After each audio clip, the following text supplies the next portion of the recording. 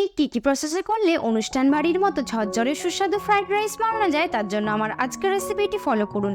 প্রথমে চালটাকে ভালো করে ধুয়ে নিয়ে 1 ঘন্টা ভিজিয়ে রেখে দেব।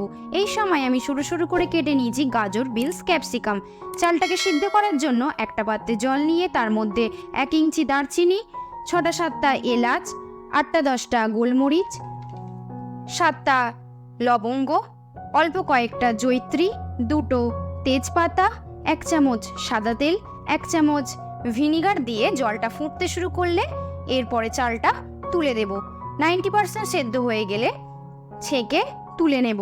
কড়াইয়ে 3 চামচ ঘি এবং 3 চামচ সাদা তেল দিয়ে গরম হয়ে গেলে তার মধ্যে কেটে রাখা গাজরগুলোকে দিয়ে নাড়াচাড়া করে ভেজে তুলে নেব।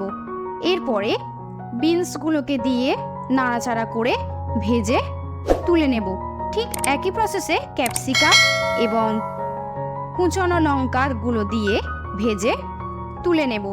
এর মধ্যে দিয়ে দেব 2 চামচ ডাস্ট করা চিনি, 1/2 চামচ লবণ দিয়ে ভালো করে মিশিয়ে নেব। তেলের মধ্যে আদাটা ভেজে নিয়ে তারপরে কাজু কিশমিশ ভেজে নিয়ে ভাতটাকে দিয়ে দেব।